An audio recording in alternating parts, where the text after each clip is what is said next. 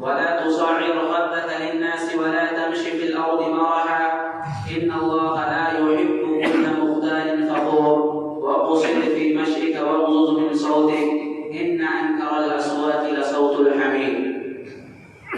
محترم سامعین کرام، بزرگان دین، نوجوانان ملت اسلامیہ اور خواتین اسلام، آج کے اس خطبہ جمعہ میں مجھے آپ حضرات کے سامنے جس عنوان کے تحت گفتگو کرنی ہے وہ عنوان ہے انسانی زندگی میں تکبر کے مظاہر. انشاءاللہ العزیز کتاب و سنت کی روشنی میں اس سلسلے میں کچھ باتیں آپ کے سامنے عرض کرنے کی کوشش کروں گا. اللہ رب العالمین سے دعا ہے کہ رب العالمین مجھے حق بات کہنے، ہم تمام کو اس کے مطابق زندگی گزارنے کی توفیق عطا فرمائے، آمین. حضرات، ابھی خطبہ مسنونہ کے بعد میں نے آپ حضرات کے سامنے سورہ لقمان کی 2 آیت کریمہ تلاوت کی ہیں. ان دونوں آیت کریمہ میں حضرت لقمان حکیم نے اپنے بیٹے کو بڑی قیمتی نصیحتیں کی ہیں. حضرت لقمان حکیم نے اپنے بیٹے کو نصیحت کرتے ہوئے فرمایا وَلَا تُصَعِّرْ خَدَّكَ لِلنَّاسِ، اے میرے بیٹے اپنے گال کو لوگوں کے لیے نہ پھلا. وَلَا تَمْشِ فِي الْأَرْضِ مَرَحًا، زمین پر اکڑ کر نہ چل، زمین پر اترا کر نہ چل، زمین پر تکبر کی چال نہ چل، اس لیے کہ ان اللہ لا يحب كل مختال فخور. جو بھی انسان تکبر کرتا ہے، جو بھی انسان تکبر کا مزاج اپنے اندر رکھتا ہے، ایسے انسان کو اللہ رب العالمین پسند نہیں کرتا ہے. وَقُصِدْ فِي مَشِيكَ، اور اے میرے بیٹے اپنی چال کے اندر میانہ روی اختیار کرو. وَغُضُضْ مِنْ صَوْتِكَ، اور اپنی آواز کو دھیمی رکھو، پست رکھو. إِنَّ أَنكَرَ الْأَصْوَاتِ لَصَوْتُ الْحَمِيرِ، آوازوں میں سب سے بری آواز گدھے کی آواز ہے. حضرات، حضرت لقمان حکیم نے ان دونوں آیت کریمہ کے اندر اپنے بیٹے کو جو نصیحتیں کی، اگر ہم ان نصیحتوں کو ایک جملے کے اندر کہنا چاہیں، اگر ہم ان نصیحتوں کو ایک لفظ کے اندر کہنا چاہیں تو ہم کہہ سکتے ہیں کہ حضرت لقمان حکیم نے اپنے بیٹے کو یہ نصیحت کی کہ میرے بیٹے زمین پر کبھی بھی تکبر نہ کرنا.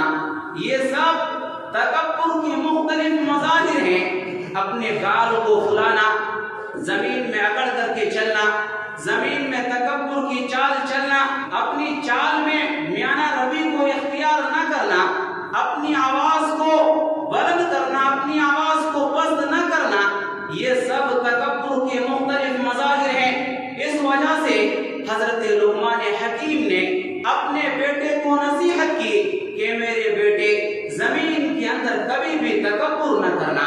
پتہ چلا ہمیں بھی اپنے بیٹوں کو، اپنی اولادوں کو نصیحت کرنی چاہیے کہ وہ تکبر نہ کریں.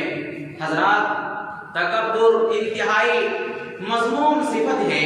یہ وہ صفت ہے جس نے ابلیس کو ابلیس بنایا، یہ وہ صفت ہے جس نے ابلیس کو ملعون بنایا، یہ وہ صفت ہے جس نے ابلیس کو کافر بنایا، یہ وہ صفت ہے جس نے ابلیس کو اللہ کی نظروں سے گرا دیا، یہ وہ صفت ہے جس نے ابلیس کو مردود بنایا.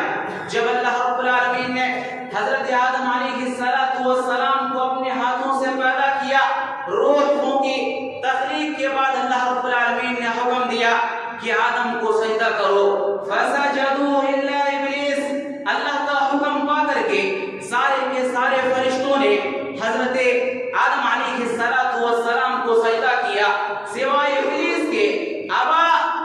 ابلیس نے سجدہ کرنے سے انکار کر دیا. انکار کا سبب کیا تھا؟ ابلیس نے آدم کو سجدہ کرنے سے انکار کیوں کیا؟ اللہ نے فرمایا وَاسْتَكْبَرَ وَكَانَ مِنَ الْكَافِرِينَ، اس کا غرور، اس کا تکبر،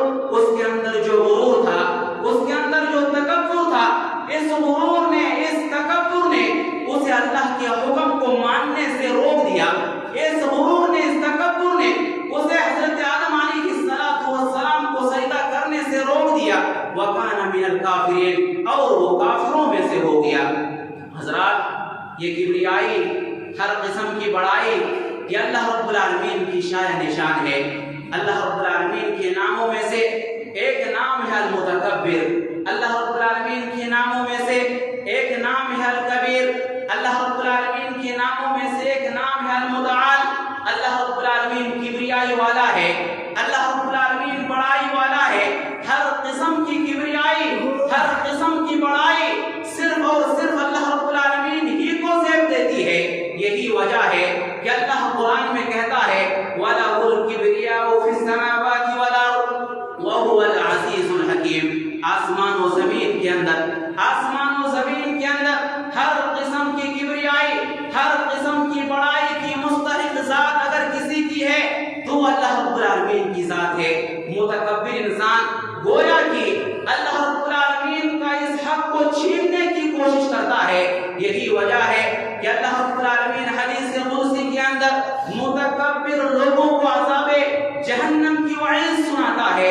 سنن ابی داؤد کی روایت ہے، پیارے نبی صلی اللہ علیہ وسلم فرماتے ہیں یقول اللہ الکبریاء ردائی والعظمت عزاری فمن نازعنی واحدا منہما قذفته فی النار وفی روایہ القیته فی جہنم۔ پیارے نبی صلی اللہ علیہ وسلم نے فرمایا کہ اللہ عز و جل فرماتا ہے کبریائی میری صفت ہے، بڑائی میری صفت ہے، عظمت یہ میری صفت ہے۔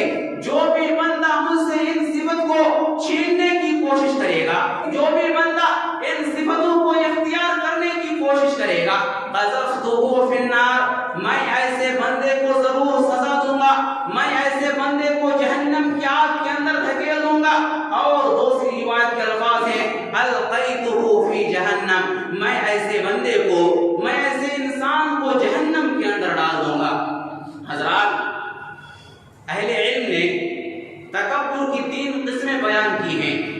اللہ پر تکبر کرنا، کچھ لوگ ہیں جو اللہ رب العالمین پر تکبر کرتے ہیں، جیسے فرعون نے اللہ پر تکبر کیا، نمرود نے اللہ پر تکبر کیا، اپنے آپ کو اللہ سے بھی بڑا گردانا، اپنے آپ کو اللہ سے بھی بڑا جانا، جس کی وجہ سے انہوں نے اللہ رب العالمین کے فرامین کو ماننے سے انکار کر دیا۔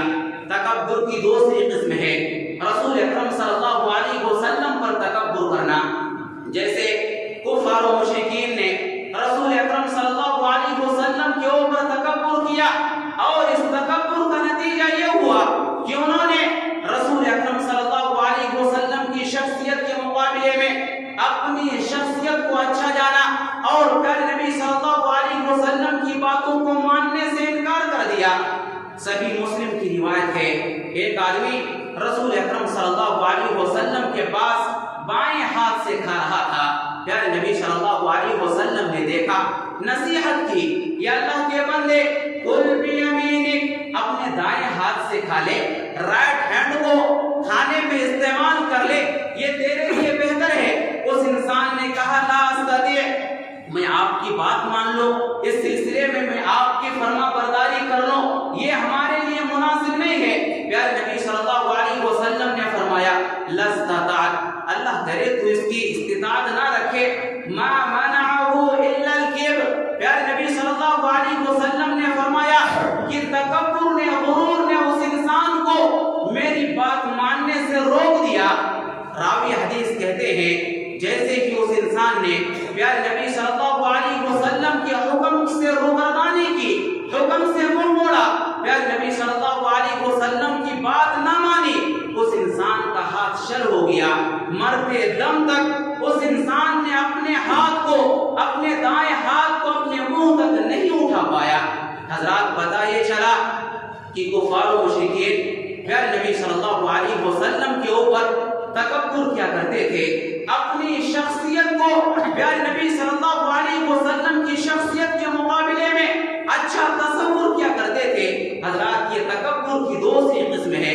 تکبر کی تیسری قسم لوگوں کے اوپر تکبر کرنا، انسان اپنے آپ کو صرف اچھا دیکھے، انسان لوگوں کو حقیر نگاہ سے دیکھے اور انسان صرف اپنے آپ کو اچھا شمار کرے، کسی کی حیثیت اس کی نگاہ میں کچھ بھی نہ ہو، حضرات تکبر کی تیسری قسم ہے، اللہ پر تکبر کرنا ہو، رسول پر تکبر کرنا ہو، لوگوں کے اوپر تکبر کرنا ہو، تکبر کی کوئی بھی شکل ہو۔ حضرات سوال یہ ہے کہ انسان تکبر کیوں کرتا ہے؟ تکبر کے اسباب کیا ہیں؟ تکبر کی وجہ کیا ہے؟ انسان کیوں تکبر کرتا ہے؟ حضرات کچھ لوگ ہیں جو رنگ و نسل، قبیلے، خاندان کی بنا پر تکبر کرتے ہیں، کچھ لوگ ہیں جو جاہ و منصب کی بنا پر تکبر کرتے ہیں، کچھ لوگ ہیں جو مال و دولت کی بنیاد پر تکبر کرتے ہیں، کچھ لوگ ہیں جو اپنی ذہانت و فطانت کی بنیاد پر تکبر کرتے ہیں، کچھ لوگ ہیں جو اعلیٰ ڈگری کی بنیاد پر تکبر کرتے ہیں، کچھ لوگ ہیں جو علم و بصیرت کی بنیاد پر تکبر کرتے ہیں، کچھ لوگ ہیں جو حسن و جمال کی بنیاد پر تکبر کرتے ہیں، کچھ لوگ ہیں جو اپنی اچھی خطابت کی بنیاد پر تکبر کرتے ہیں، کچھ لوگ ہیں جو اپنی اچھی قرأت اور اچھی تلاوت کی بنیاد پر تکبر کرتے ہیں۔ حضرات تکبر کی کوئی بھی صورت ہو، تکبر کی کوئی بھی سبب ہو، کوئی بھی ریزن ہو، یہ اسلام کے اندر بری چیز ہے اور اس کا انجام بھی بہت برا ہے۔ پیارے نبی صلی اللہ علیہ وسلم فرماتے ہیں لا يدخل الجنة من كان في قلبه مثقال ذرة من كبر، جس انسان کے دل میں ذرہ برابر بھی تکبر ہو، جس انسان کے دل میں ذرہ برابر بھی تکبر ہو، جس انسان کے دل میں ذرہ برابر بھی غرور ہو، ایسا انسان جنت کے اندر داخل نہیں ہوگا۔ حضرات یہ حدیث ہمیں اور آپ کو اس بات کا پیغام دے رہی ہے کہ ہم اپنی شب و روز کا جائزہ لیں، لیل و نہار کا جائزہ لیں، ہم اپنی عادتوں کا جائزہ لیں، ہم اپنی عملی زندگی کا جائزہ لیں۔ کہیں ایسا تو نہیں ہے کہ ہماری زندگی کے اندر تکبر کی کوئی صفت آ گئی ہے، کہیں ایسا تو نہیں ہے کہ ہماری زندگی کے اندر تکبر کی کوئی صورت اور کوئی شکل آ گئی ہے۔ حضرات جائزہ لے دیکھیں، اگر آ گئی ہے تو ہم اس سے اجتناب کرنے کی کوشش کریں، کیونکہ یہ بہت ہی بری صفت ہے جو انسان کو ہلاک و برباد کر کے رکھ دیتی ہیں۔ حضرات انسانی زندگی میں تکبر کے مظاہر کیا ہیں؟ کیسے معلوم ہو کہ ہماری زندگی تکبر سے پاک ہے؟ کیسے معلوم ہو کہ ہماری زندگی کے اندر تکبر ہے؟ کیسے معلوم ہو کہ ہماری زندگی غرور سے پاک ہے، گھمنڈ سے پاک ہے؟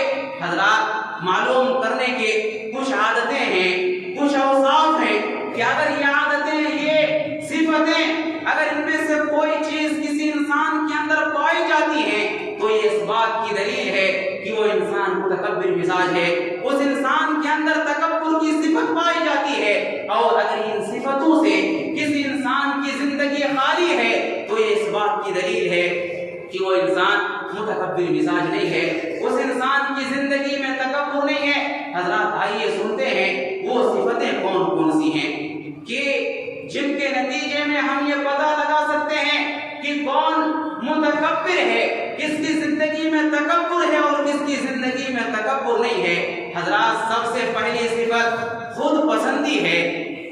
خود پسندی کسے کہتے ہیں؟ خود پسندی کا مطلب کیا ہوتا ہے؟ انسان ہمیشہ احساس برتری کو لے کر کے جیے، میں ہی اچھا ہوں، میں ہی بہتر ہوں، میں ہی سب سے افضل ہوں، میں ایسا ہوں، میں ویسا ہوں۔ انسان کی نگاہ میں صرف اس کی ذات جچتی ہو، انسان دوسروں کے مقام و مرتبے کا خیال نہ رکھتا ہو، انسان جہاں جائے، جس مقام پر جائے، جہاں پر پہنچے، انسان صرف اپنی خوبی بیان کرتا ہو، انسان صرف اپنی اچھائی بیان کرتا ہو، انسان صرف اپنی اچھائی بیان کرتا ہو۔ ایسی خود پسندی کا مزاج رکھنے والا یہ تکبر کی اعلیٰ درجے پر ہوتا ہے۔ یہی خود پسندی ابلیس نے بھی اپنایا تھا، جس کی وجہ سے وہ مردود قرار پایا۔ اللہ رب العالمین نے آدم کو سجدہ کرنے کا حکم دیا، ابلیس نے فوراً کہا انا خیر من، میں تو آدم سے بہتر ہوں، خلقتنی من نار، یا اللہ تو نے تو مجھے آگ سے پیدا کیا، وخلقتہ من طین، تو نے تو اسے مٹی سے پیدا کیا۔ مٹی کی صفت ہے نیچے دبنا، آگ کی صفت ہے اوپر اٹھنا، آگ کی صفت ہے اوپر اٹھ کر کے جانا۔ یہ کیسے ممکن ہے کہ میں آدم کو سجدہ کروں؟ انا خیر من، میں آدم سے بہتر ہوں، میں اسے سجدہ نہیں کر سکتا۔ حضرات یہی خود پسندی کی صفت ہے جس نے ابلیس کو ابلیس بنایا، جس نے ابلیس کو مردود بنایا، ملعون بنایا، اللہ رب العالمین کی نگاہ سے گرا دیا۔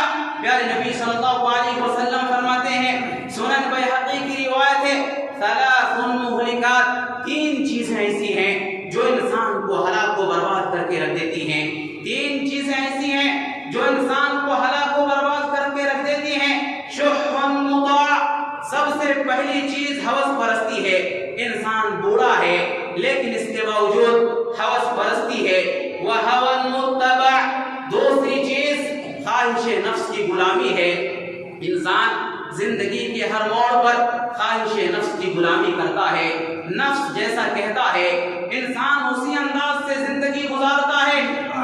تیسری چیز وَإِعْجَابُ الْمَرْءِ بِنَفْسِهِ، انسان خود پسندی کا مزاج اپنے اندر رکھتا ہے، انسان کی نگاہ میں اس کی ذات کے سوا کوئی دوسرا اس کو جچتا ہی نہ ہو۔ یہ خود پسندی کا مزاج رکھنے والا انسان اللہ رب العالمین کی نگاہ میں بہت ہی مرغوب انسان ہوتا ہے۔ پیارے نبی صلی اللہ علیہ وسلم فرماتے ہیں، صحیح بخاری کی روایت ہے، بینما رجل یمشی فی حلۃ تعجبه نفسه مرجل اذا خسف اللہ به فهو يتجلجل الى یوم القیامہ۔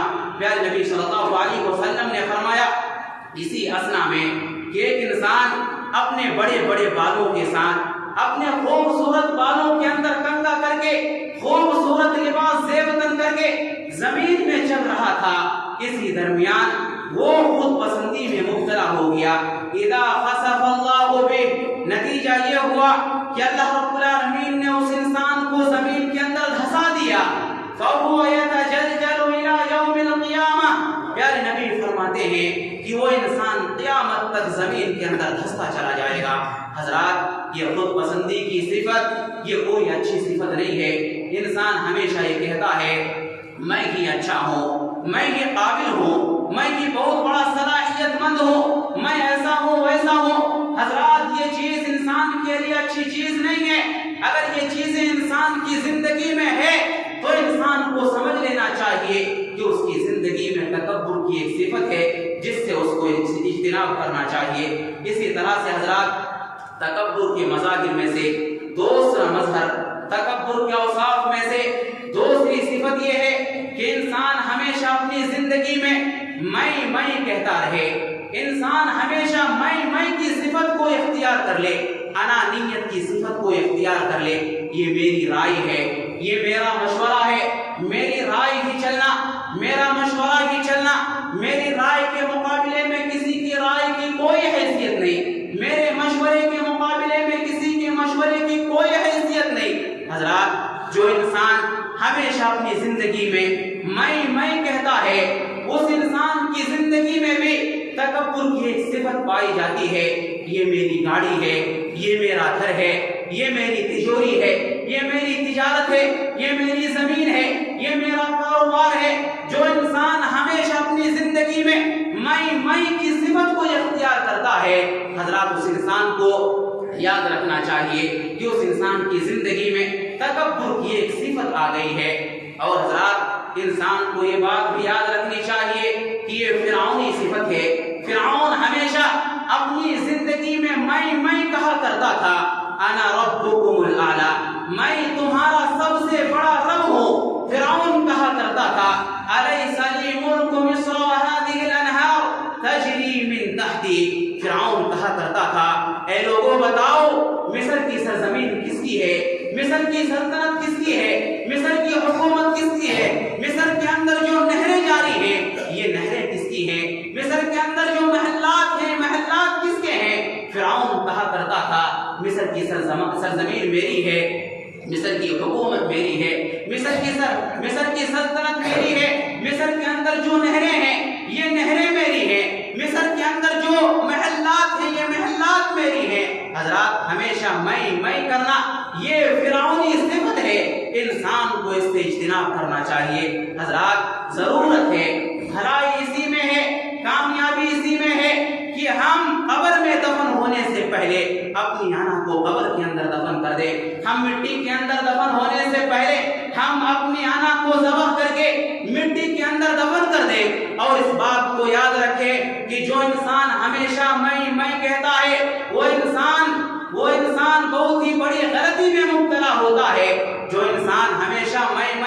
ہے وہ یہ سمجھتا ہے کہ میں بہت اچھا ہوں، میں بہت بڑا قابل ہوں، لیکن لوگوں کی نگاہ میں، دنیا والوں کی نگاہ میں وہ بہت ہی حقیر اور کمتر انسان ہوتا ہے۔ وہ اپنے آپ کو یہ سمجھتا ہے میں بہت ہی بڑا عزت والا ہوں، لیکن دنیا کی نگاہ میں وہ بہت ہی ذلیل انسان ہوتا ہے۔ حضرات یاد رکھیے کہ جو انسان ہمیشہ اپنی زندگی میں کہتا ہے، اللہ رب العالمین اسے اسی دنیا کے اندر ذلیل و خوار کر دیتا ہے۔ عزت کسے ملتی ہے؟ سربلندی کسے ملتی ہے؟ کامیابی کسے ملتی ہے؟ کامرانی کسے ملتی ہے؟ پیارے نبی صلی اللہ علیہ وسلم نے فرمایا من تواضع للہ، جو انسان تواضع اختیار کرے کامیابی اسے ملتی ہے، سربلندی اسے ملتی ہے، نجات اسے ملتی ہے۔ جو انسان تواضع اختیار کرے، خاکساری اختیار کرے، عاجزی اختیار کرے، جو انسان تواضع اختیار کرے، جو انسان عاجزی اختیار کرے، اسے کامیابی ملتی ہے، اسے عزت ملتی ہے۔ حضرات اگر ہم عزت کو حاصل کرنا چاہتے ہیں، اگر ہم کامیابی اور کامرانی کو حاصل کرنا چاہتے ہیں، تو ضرورت ہے کہ ہم قبر میں دفن ہونے سے پہلے ہی اپنے انا کو قبر کے اندر دفن کر دیں۔ حضرات یہ دوسری چیز ہے کہ اگر انسان ہمیشہ اپنی زندگی کے اندر میں کی صفت کو اختیار کرتا ہے تو اس انسان کی زندگی کے اندر بھی تکبر کی ایک صفت پائی جاتی ہے۔ انسان کو اس سے اجتناب کرنے کی ضرورت ہے۔ اسی طرح سے حضرات تیسری چیز تکبر کے مظاہر میں سے تیسرا مظہر، تکبر کے اوصاف میں سے تیسری صفت یہ ہے کہ حق کو پہچاننے کے باوجود، حق کو جاننے کے باوجود، حق کو دیکھنے کے باوجود، حق کو سمجھنے کے باوجود اس کو قبول نہ کرے۔ انسان حق کا انکار کر دے، حق کو ایکسپٹ نہ کرے، یہ بھی تکبر کی ایک بہت بڑی نشانی ہے، یہ بھی تکبر کی ایک بہت بڑی دلیل ہے۔ قرآن کہتا ہے کہ حضرت نوح علیہ السلام سے لے کر کے نبی صلی اللہ علیہ وسلم تک جن قوموں نے بھی اپنے انبیاء کرام کی دعوت کو جھٹلایا، اکثر جھٹلانے کا سبب، انکار کا سبب یہ نہیں تھا کہ ان کو انبیاء کرام کی دعوت سمجھ میں نہیں آیا، ان کو حق سمجھ میں نہیں آیا، بلکہ جھٹلانے کا سبب یہ تھا کہ انہوں نے اس دنیا کے اندر تکبر کو اختیار کیا۔ حضرات آپ کیا سمجھتے ہیں؟ ابو جہل پیارے نبی صلی اللہ علیہ وسلم کو نہیں جانتا تھا کہ اللہ رب العالمین کے سچے رسول ہیں؟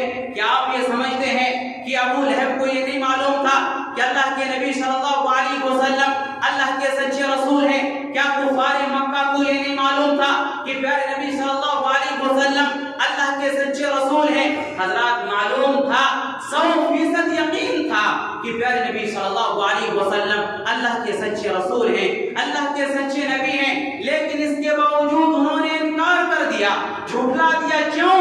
انہوں نے تکبر کیا، تکبر کرتے ہوئے، ظلم کرتے ہوئے انہوں نے پیارے نبی صلی اللہ علیہ وسلم کی نبوت کا انکار کر دیا۔